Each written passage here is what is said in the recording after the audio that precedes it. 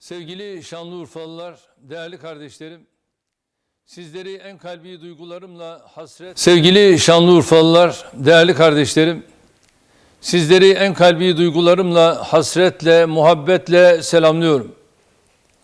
Enbiya ve evliyalar şehri tarihiyle, kültürüyle, birikimiyle medeniyetimizin gözbebeği Şanlıurfa'nın tüm ilçelerinde, mahallelerinde yaşayan kardeşlerime sevgilerimi, saygılarımı gönderiyorum.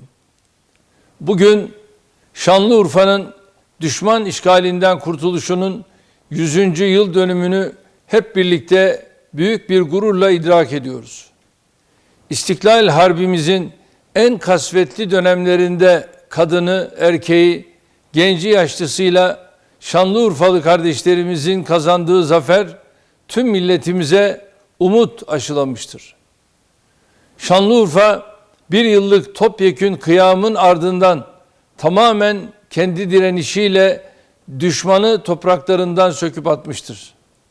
Çünkü Şanlıurfa sadece sabır timsali Hazreti Eyüp peygamberin değil, aynı zamanda inancı uğruna ateşe atılmayı göze alan Hazreti İbrahim'in de şehridir. Şanlıurfa'nın bu dönemde sergilediği destansı direniş, Türkiye Büyük Millet Meclisi tarafından kendisine şanlı unvanı verilerek özellikle takdir edilmiştir. Bundan tam bir asır önce mücadeleleriyle, cesaretleriyle Şanlıurfa'yı Şanlıurfa yapan tüm kahramanları, tüm istiklal sevdalılarını minnetle yad ediyorum.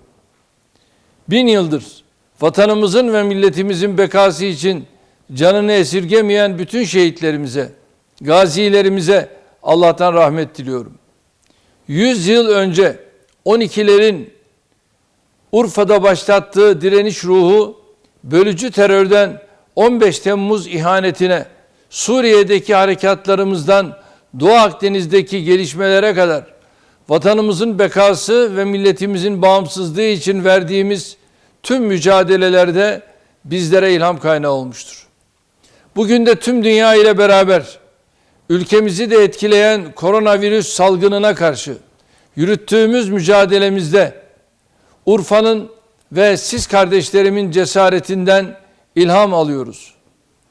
Allah'a hamdolsun tıpkı daha öncekiler gibi bu mücadelemizi de milletimizin desteği ve duasıyla başarıyla sürdürüyoruz. Rabbimizin buyurduğu gibi her zorlukla beraber muhakkak bir kolaylık vardır. Yürekler tek millet, tek bayrak, tek vatan, tek devlet diye vurdukça Türkiye'nin yıldızı hep yükselecektir. Biz bir oldukça, iri oldukça, diri oldukça, kardeş oldukça, hep birlikte Türkiye oldukça hedeflerimize ulaşmamızı engellemeye kimsenin gücü yetmeyecektir. Vatandaşlarımız müşteri olsun. Şanlıurfalı kardeşlerimiz kalplerini huzurlu tutsun. Türkiye Allah'ın izni ve inayetiyle, aziz milletimizin basiret ve ferasetiyle bu musibetin de üstesinden gelecektir. Sizlerden salgınla ilgili tedbirlere riayet etmenizi özellikle istirham ediyorum. Ramazan-ı Şerif'e kavuşmak üzere olduğumuz günlerde salgından dolayı sıkıntı çeken kardeşlerimize sahip çıkmanızı bekliyorum. Bu düşüncelerle 100. Kurtuluş Yıl Dönümünüzü tekrar tebrik ediyor. Şehitlerimize Allah'tan rahmet diliyorum. Sizleri sevgiyle, saygıyla selamlıyorum. Kalın sağlıcakla.